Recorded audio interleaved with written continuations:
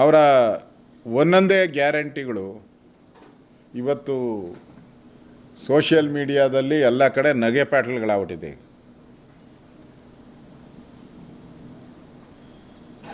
ಕೆಲವರೆಲ್ಲ ಹಾಕಿದ್ದಾರಲ್ಲ, ನಾನು ಅದರಲ್ಲಿ ಫ್ರಿಜ್ ತಗೊಂಡೆ, ನಾನು ಮನೆಗೆ ಬೋರ್ವೆಲ್ ಹಾಕ್ಕೊಂಡೆ, ನಾನು ಮದುವೆ ಮಾಡಿದೆ ಎಲ್ಲ ಹಾಕ್ಕೊಂಡಿದ್ದಾರೆ.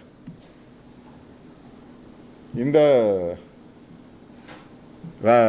ರಾಹುಲ್ ಗಾಂಧಿ ಒಂದು ಹೇಳಿದರು ಒಂದು ಭಾಷಣದಲ್ಲಿ, ಈ ಕಡೆ ಆಲೂಗೆಡ್ಡೆ ಹಾಕಿ ಈ ಕಡೆ ಚಿನ್ನ ತೆಗಿತೀರಿ ಅಂತ ಭಾಷಣದಲ್ಲಿ ರಾಹುಲ್ ಗಾಂಧಿ.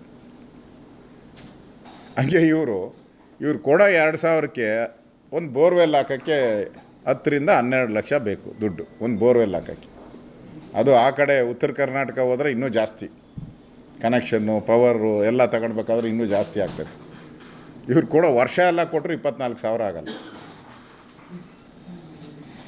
ಯಾರೋ ಕಾಂಗ್ರೆಸ್ ಕಾರ್ಯಕರ್ತರನ್ನ ಹೇಳ್ತಾರೆ.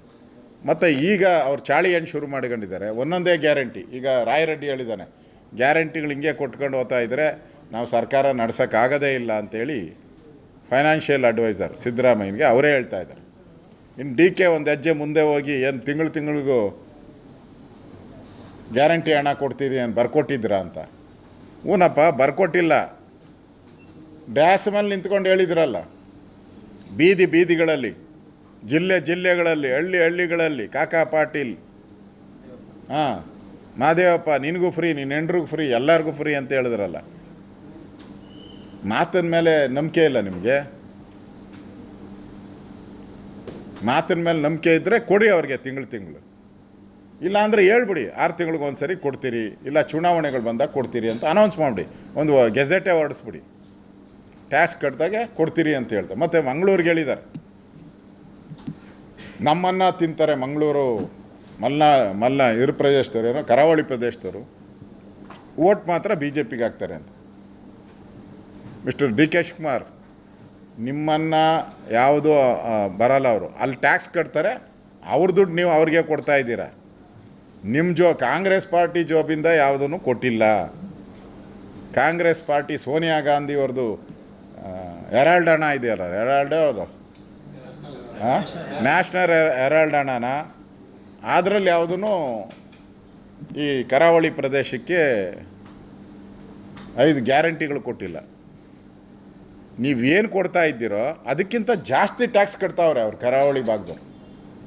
ನೀವೇನು ಕೊಡ್ತಾ ಇದ್ದೀರೋ ಅದ್ರ 4 ಪಟ್ಟು ಜಾಸ್ತಿ ದುಡ್ಡು ಕೊಡ್ತಾಯಿದ್ರು ಕರಾವಳಿ ಭಾಗದ ಪಬ್ಲಿಕ್ಸು, ಜನ. ಅವ್ರಿಗೆ ಅವಮಾನ ಮಾಡ್ತಾ ಇದ್ದೀರಾ. ಕರಾವಳಿ ಭಾಗದ ಜನಗಳಿಗೆ ಅವಮಾನ ಮಾಡ್ತಾ ಇದ್ದೀರಾ. ನಮ್ಮ ಭಿಕ್ಷೆ ಅಂತೇಳಿ, ನಿನ್ನ ಭಿಕ್ಷೆ ಅಲ್ಲ. ನೀವು ಸಂಬಳ ತಗೊಳೋದು, ನೀವು ಸರ್ಕಾರದಲ್ಲಿ ಕಾರು ಬಂಗ್ಲೆ ಎಲ್ಲ ಓಡಾಡೋದು ಅವ್ರ ದುಡ್ಡಲ್ಲಿ, ಆ ಜನಗಳ ದುಡ್ಡಲ್ಲಿ. ಅದನ್ನು ಅರ್ಥ ಮಾಡ್ಕೊಬೇಕು ನೀವು. ಅವ್ರ ದುಡ್ಡಲ್ಲಿ ಓಡಾಡಿ ಭಿಕ್ಷೆ ಅಂತ ಹೇಳ್ತೀರ. ಯಾವ ಲೆಕ್ಕ ತೋರ್ಸಪ್ಪ, ಯಾವ ಅಕೌಂಟಲ್ಲಿ ದುಡ್ಡು ಕೊಟ್ಟಿದೆಯಾ ಅವ್ರದ್ದು ಹೇಳು? ನಿಮ್ಮ ಮನೆ ಅಕೌಂಟಲ್ಲಿ ಕೊಟ್ಟಿದೆಯಾ, ಇಲ್ಲ ಕಾಂಗ್ರೆಸ್ ಪಾರ್ಟಿ ಸೋನಿಯಾ ಗಾಂಧಿ, ರಾಹುಲ್ ಗಾಂಧಿ, ಮಲ್ಲಿಕಾರ್ಜುನ್ ಖರ್ಗೆ ಅವರ ಅಕೌಂಟು ಯಾವುದನ್ನು ತೋರಿಸಿ. ಕೊಟ್ಟಿರೋದು ಅವ್ರ ದುಡ್ಡು, ಯಾರ್ದೋ ದುಡ್ಡು. ಎಲ್ಲಮ್ಮನ ಜಾತ್ರೆ ಮಾಡಿರೋದು ನೀವು.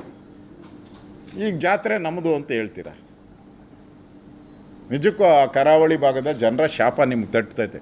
ಅವ್ರನ್ನ ಇನ್ಸಲ್ಟ್ ಮಾಡಿದ್ದೀರ, ಕ್ಷಮಾಪಣೆ ಕೇಳಬೇಕು ನೀವು. ಆ ಕರಾವಳಿ ಭಾಗದ ಜನರ ಕ್ಷಮಾಪಣೆಯನ್ನು ಕೇಳಬೇಕು ಅಂತ ಆಗ್ರಹವನ್ನು ಮಾಡ್ತಾಯಿದ್ದೀರಿ. ತಿಂದು ತೇಗಕ್ಕೆ ಕಾಂಗ್ರೆಸ್ ಅವರು ಅಧಿಕಾರ ನಡೆಸ್ತಾ ಇರೋದು. ಫಸ್ಟ್ ಯಾರು ಕೊಡಬೇಕಾಯಿತು? ಗ್ಯಾರಂಟಿ ಜನಕ್ಕೆ ಕೊಡಬೇಕಾಯಿತು, 5 ಗ್ಯಾರಂಟಿ ಕೊಡಬೇಕಾಯಿತು. ಅದು ಬಿಟ್ಬಿಟ್ಟು ಅನುಷ್ಠಾನಕ್ಕೆ ನೀವು 7.5 ಕೋಟಿ ಬಿಡುಗಡೆ ಮಾಡಿದ್ರೆ ಏನು ಅರ್ಥ ಬರ್ತೈತೆ?